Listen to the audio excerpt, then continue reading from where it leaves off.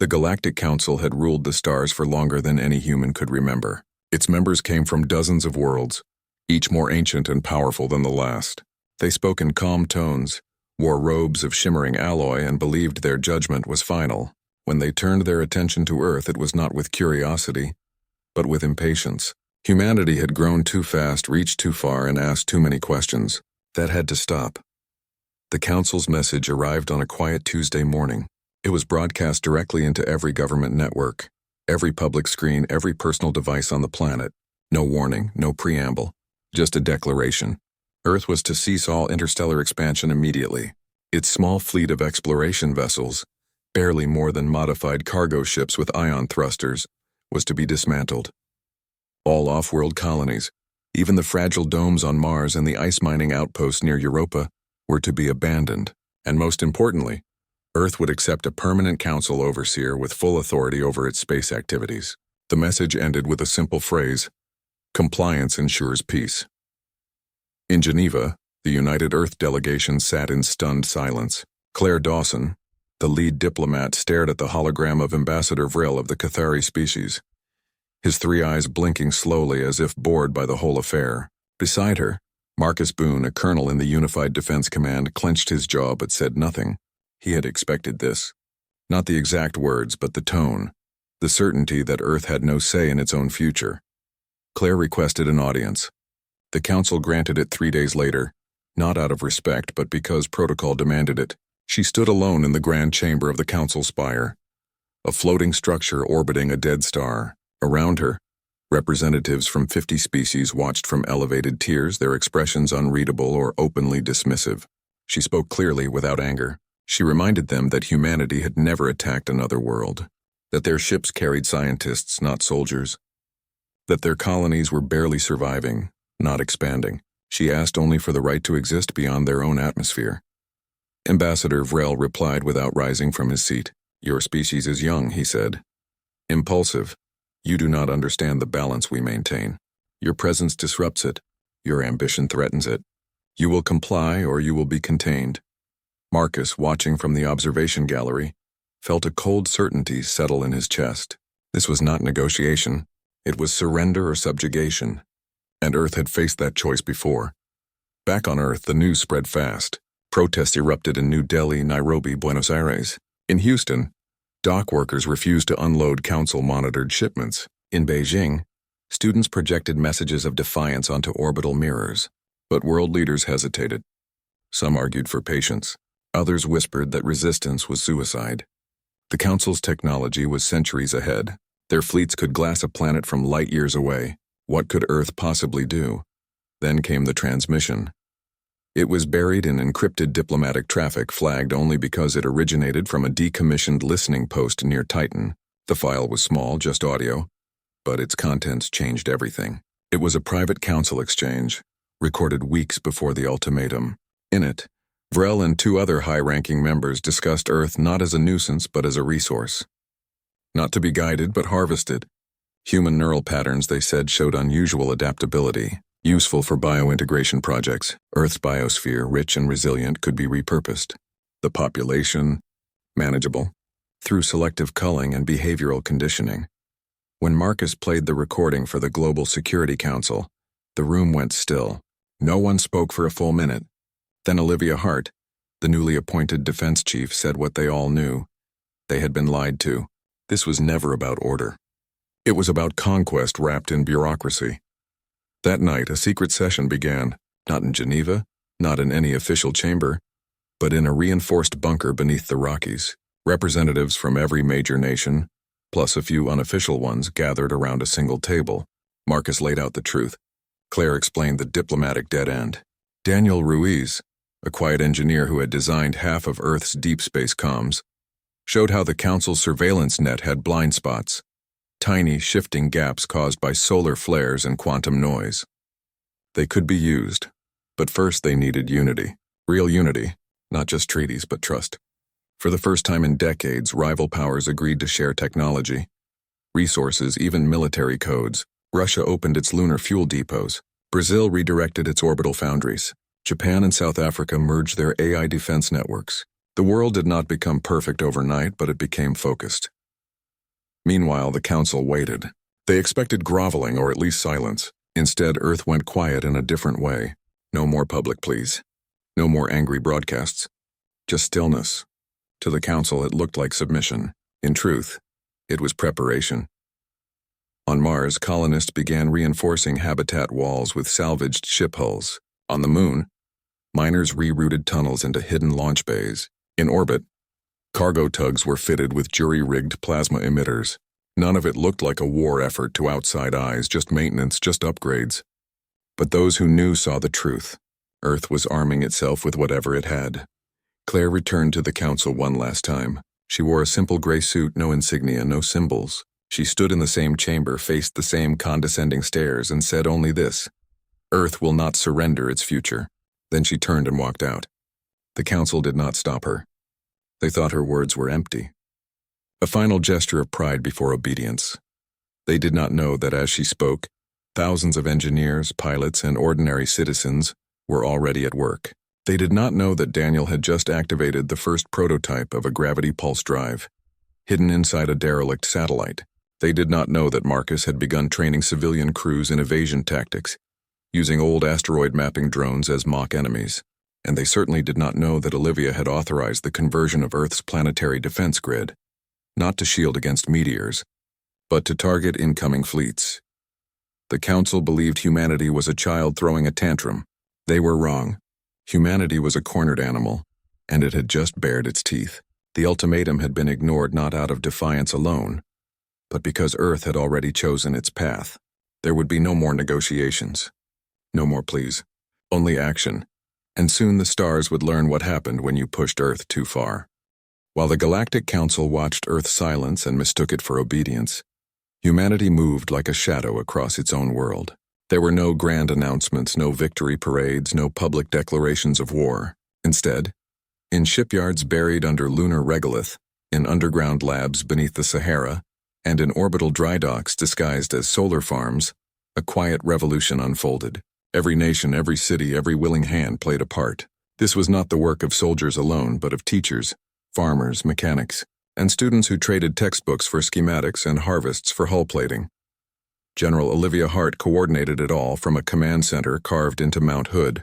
Her voice was calm, her orders precise. She did not speak of glory or revenge. She spoke of survival. Every resource was accounted for, every hour measured. She knew the council's sensors scanned constantly for signs of military buildup, so nothing could look like a weapon until the last possible moment. Civilian freighters became warships by night. Their cargo holds fitted with magnetic launch rails and shield capacitors scavenged from decommissioned satellites. Old mining drones were reprogrammed to swarm and blind enemy scanners. Even weather satellites were upgraded with signal jamming arrays.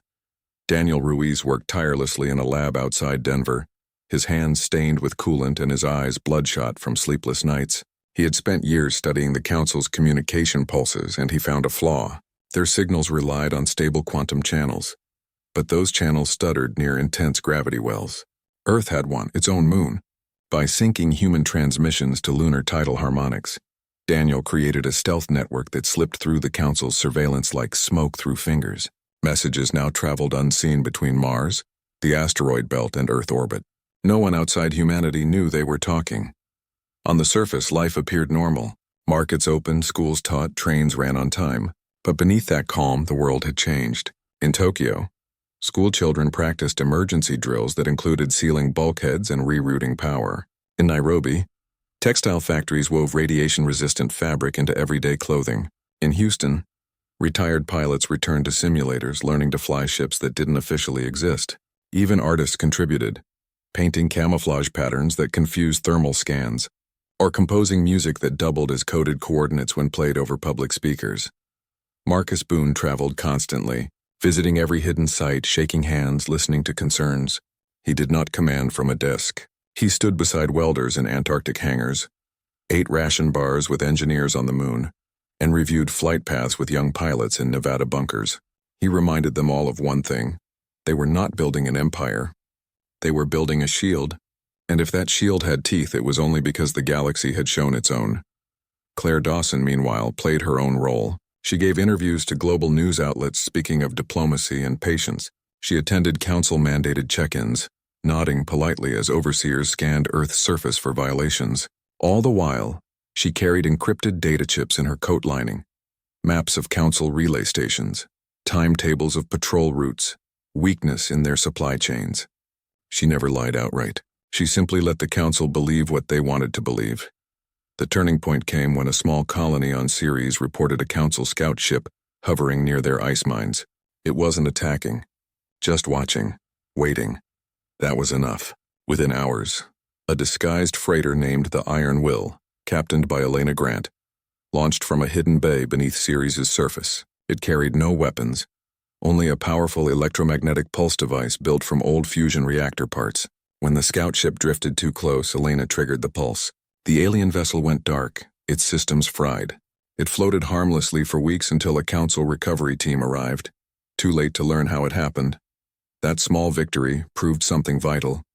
The council was not invincible. Their tech could be fooled. Their ships could be disabled. And most importantly, their arrogance blinded them. They assumed no species they deemed primitive could outthink them. They were wrong. As weeks turned to months, Earth's hidden fleet grew. Not in numbers, but in cunning. Ships were painted with adaptive nanocoatings that mimicked background starlight. Engines were muffled with magnetic dampeners. Crews trained not just to fight, but to vanish. They practiced folding space in micro-jumps, appearing and disappearing faster than sensors could lock on. Daniel's gravity pulse drive, once just a theory, now powered 3 prototype vessels. They could slip past detection grids by riding the distortion waves of nearby planets. Olivia made one rule above all others: no unnecessary risks. Every test, every drill, every movement had to leave no trace. If a piece of debris drifted into open space, it was retrieved. If a signal leaked, it was masked within minutes. The council must never suspect until it was too late, and they didn't. From their spire, they saw a quiet Earth, a compliant Earth. They saw colonies still operating, ships still docking, broadcasts still filled with mundane news.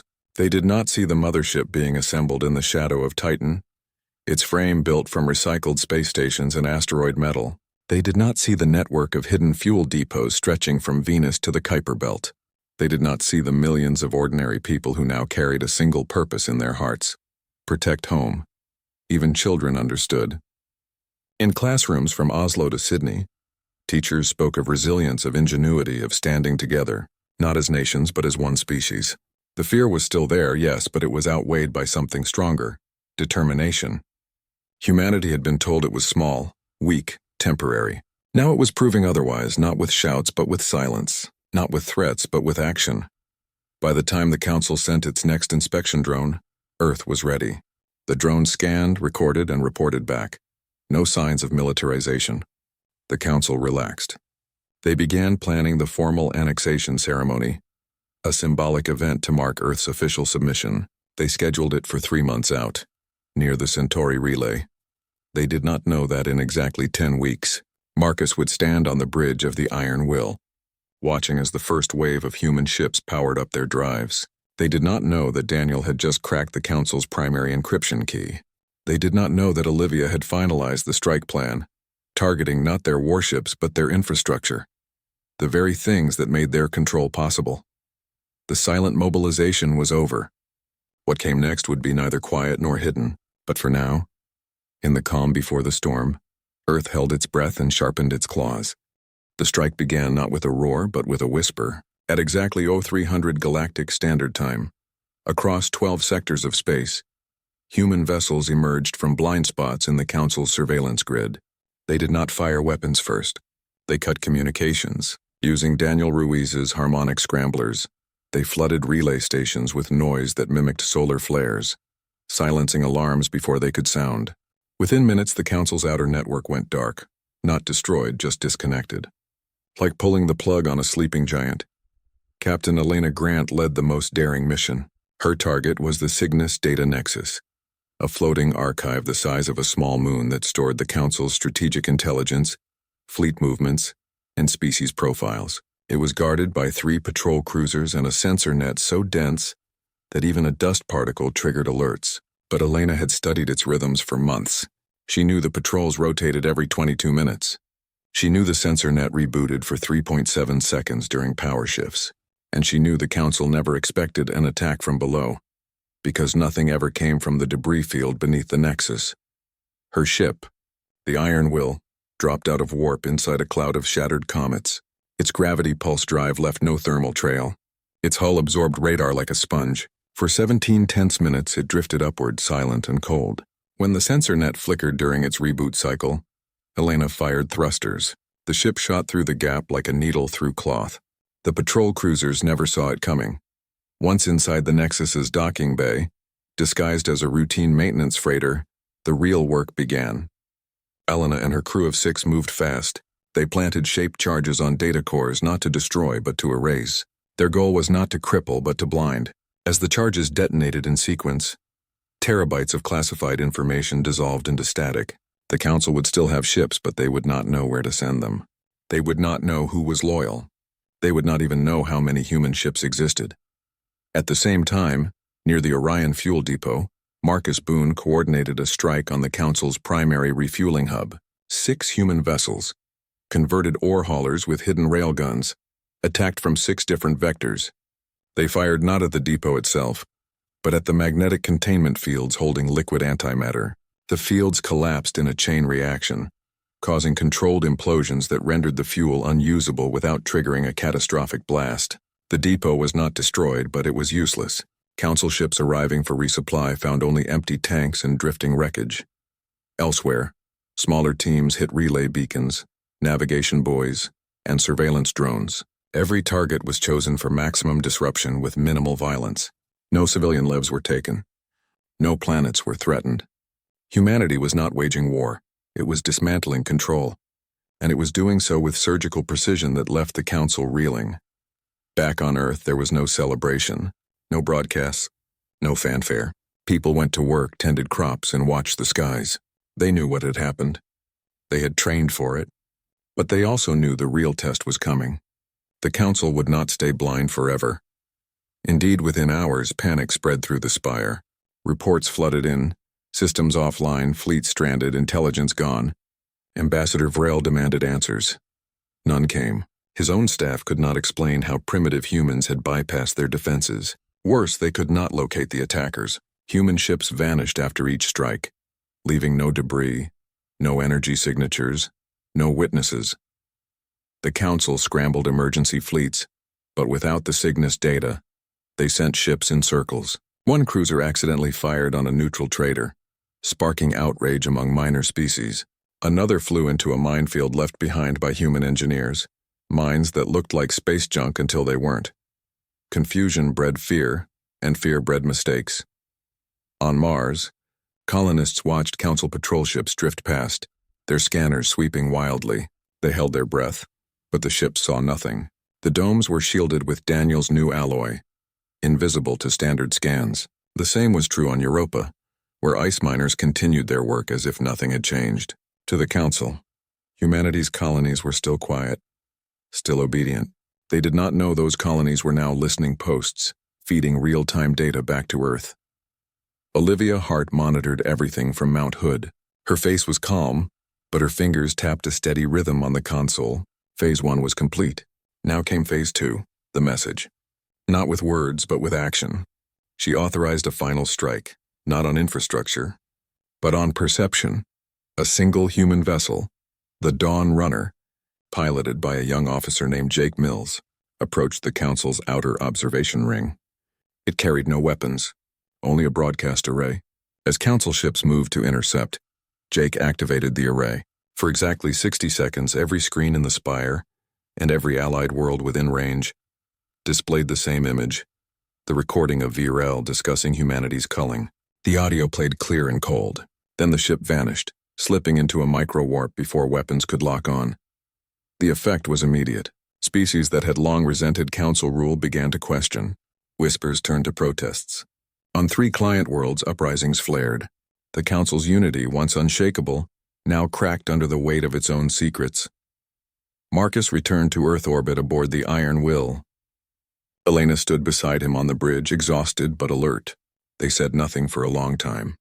Outside, the stars burned as they always had, but something had changed. Humanity was no longer hiding. It had struck, and it had struck true. The Council was not defeated, but it was shaken, and for the first time in centuries it was afraid. The retaliation had begun not with fire but with silence, not with conquest but with truth, and as the human fleet regrouped in the dark between stars, the galaxy held its breath, waiting to see what came next. The Galactic Council did not meet in anger at first. It met in confusion. Its grand chamber, usually a place of calm order, now buzzed with anxious whispers and flickering holograms. Ambassador Vrel sat rigid in his high seat, his 3 eyes fixed on the empty space where Earth's delegation used to stand. Around him, representatives from the Zenthari, the Corral, the Mirathi, and a dozen other species argued in hushed, urgent tones. Some demanded immediate retaliation. Others warned that striking blindly could fracture the Council beyond repair. For the first time in living memory, there was no consensus. The damage was worse than they admitted publicly. The Cygnus data nexus was not just offline, it was gone. Not destroyed by brute force, but erased with such precision that even their best archivists could not recover more than fragments. Fleet deployment logs, species loyalty assessments, secret treaties, all reduced to noise. Worse, the broadcast from the Dawn Runner had spread like a virus. It played on public channels in neutral systems, on private feeds in client worlds, even in council barracks. The truth could not be unspoken. On the rim worlds, unrest grew. The Corral laborers who maintained council shipyards refused to work until they received assurances they would not be repurposed. The Mirathi traders halted all shipments to council hubs, citing security concerns. Even loyal species began asking questions. Why had Earth been targeted so harshly? Why had the Council hidden its true intentions? The illusion of benevolent order was cracking, and humanity had handed the galaxy a hammer. Back on Earth, there was no gloating, no victory speeches. The people knew this was not the end, but a turning point. Claire Dawson stood before a global audience, not in a council chamber, but in a simple studio in Chicago. She wore no uniform, no medals, just a plain blue jacket and a steady gaze. She spoke slowly, clearly, in words anyone could understand. "We do not wish to rule," she said. "We do not seek to replace the Council or dominate other worlds. We only ask for the right to exist as we are, to explore, to build, to protect our home. We struck not out of hatred, but because we were given no other choice. If the Council chooses peace, we will meet them as equals. If they choose war, we will defend ourselves with everything we have." The message was broadcast on every human channel, then relayed through Daniel's stealth network to neutral systems. It was not a threat. It was an offer. And for many in the galaxy, it was the first honest words they had heard from any major power in generations. Marcus Boone watched the speech from orbit, floating in the observation deck of the Iron Will. Beside him, Elena Grant crossed her arms and nodded. "That's it," she said. "No grand promises. No lies, just truth." Marcus agreed. That was humanity's real weapon. Not the railguns or the gravity drives, but the refusal to pretend. On Mars, colonists gathered in the main dome to watch. On the Moon, miners paused their drills. In the hidden shipyards of Titan, engineers stopped welding to listen. And in cities across Earth, people stood a little taller. They were not monsters. They were not primitives. They were simply people who would not be erased. The Council's response came 3 days later, not from Vrel, but from a coalition of mid-tier species who had long resented Cathari dominance. They called for an emergency session, not to condemn Earth, but to demand transparency. They wanted the full records of the culling proposal. They wanted oversight of Council security operations. They wanted a vote on Earth's status, not a decree. Vrel refused. He called the request treason. He activated the Inner Guard, elite enforcers loyal only to the High Council. But this time the Guard hesitated. Their own families lived on worlds now questioning Council rule. Their own children had seen the broadcast. Loyalty, once absolute, now had cracks. Meanwhile, humanity did not wait. Olivia Hart ordered all human vessels to stand down from offensive operations. No more strikes. No more raids. Instead, they began rescue missions. When a Mirathi freighter was stranded near the Orion Belt after Council patrols abandoned it, a human ship towed it to safety. When a Zenthari science outpost lost power during a solar storm, Earth sent engineers with spare parts. No questions asked. These acts were small, but they spread fast. Stories of human aid replaced stories of human aggression. Even the Council's own spies reported the shift. Earth was not gloating. It was helping. And that was more dangerous than any weapon. In the Spire, divisions deepened. The Corral delegation walked out of a session when Vril suggested blockading Earth. The Marathi proposed a new charter that included non-council voices. For the first time, Earth was not the topic of debate. It was the catalyst for change. Claire received a private message from a low-ranking Zenthari aide. It contained coordinates and a simple line. "They are afraid of you because you make others brave." She saved it but told no one. Some truths were too fragile for public eyes. As weeks passed, the Council's authority eroded not from outside pressure, but from within. Species that once obeyed without question now demanded reasons. Fleets that once moved as one now waited for confirmation. The machine was still powerful, but its gears were grinding. And through it all, Earth remained calm. Its ships patrolled its borders but did not cross them. Its colonies grew food, mined ice, and taught children. It did not seek to lead the galaxy. It only refused to kneel. The Council had expected fear. Instead, it found dignity. And dignity, it turned out, was contagious. The Council did not surrender. It did not collapse. But it changed. The old order, built on silence and control, could not survive the truth Earth had unleashed. After months of internal strife, emergency votes, and quiet defections, a new agreement emerged. Not dictated from the spire, but negotiated in neutral space, with Earth seated at the table as an equal. No overseers, no dismantling of fleets, no abandoned colonies. Instead, Earth would keep its sovereignty, maintain its defense network, and gain a voice in galactic affairs for the first time. It was not full membership, not yet, but it was recognition, and that was enough. The signing took place aboard a neutral station near Proxima Centauri. Claire Dawson stood beside representatives from a dozen species, her hands steady as she pressed her palm to the verification plate. There were no speeches, no fanfare, just a quiet hum of machinery and the soft chime of confirmation. The document was simple, written in plain terms so no one could twist its meaning later. Earth was no longer a subject. It was a neighbor. Back home, people did not cheer. They exhaled. For the first time in years, the weight lifted. Children played outside without drills. Farmers planted crops without checking the sky for ships. In Houston, dock workers loaded real cargo again. Food, medicine, tools, not weapons disguised as supplies. The war was not won with fire, but with patience, and now peace had a chance to grow. Marcus Boone stood on the observation deck of Earth's first independent deep space station, orbiting just beyond the moon. It was small, barely more than a hub for research and communication, but it flew no council flags, only the simple blue and white emblem of a united Earth. Beside him, Daniel Ruiz adjusted a sensor array, his face tired but satisfied. "We did it," Daniel said. "Not with guns alone, with brains and guts and a little luck." Marcus nodded. "And with each other," he added. "That's what they never understood." The galaxy was different now. The Council still existed, but its power was shared. New alliances formed between species that had once been silent. The Marathi traded openly with Mars. The Coral sent students to Earth universities. Even the Zenthari, once cold and distant, requested joint missions to map uncharted nebulae. Trust was slow, but it was growing. Earth did not become a superpower overnight. Its ships were still outmatched in raw strength. Its technology still lagged in some areas. But it had something the Council lacked: flexibility. Humanity adapted. It learned. It listened. And it remembered what it felt like to be small.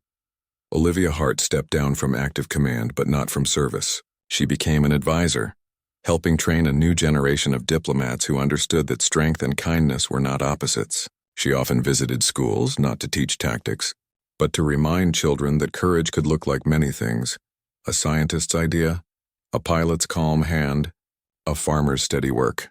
Elena Grant took command of the Iron Will on its first official peace mission, escorting a medical convoy to a plague-stricken world on the galactic rim. She wore no armor, only a standard flight suit. When the local leaders asked why humans would help strangers, she simply said, "Because someone once helped us." It was not the whole truth, but it was enough. On Mars, the domes expanded. New greenhouses bloomed under red skies. Children born there spoke two languages: English and the soft clicks of the local dust winds. They did not know fear of the stars. They knew curiosity, and that was how it should be. Claire Dawson returned to Geneva, not as a beggar at the Council's door, but as a respected voice in the new interspecies forum. She never raised her voice. She never made threats. But when she spoke, others listened, because they knew Earth did not bluff. It acted. The old council spire still floated near the dead star, but fewer species gathered there now. Many preferred the open forums, the shared stations, the messy but honest debates of a changing galaxy. The age of unquestioned rule was over. In its place rose something fragile but real, a balance built not on fear, but on mutual respect. And Earth, once dismissed as a noisy child on the edge of civilization, now stood quietly among the stars, not as a conqueror but as a keeper of its own home. It had not sought to rule the galaxy, it had only refused to lose itself. And in doing so, it had reminded everyone else what freedom looked like.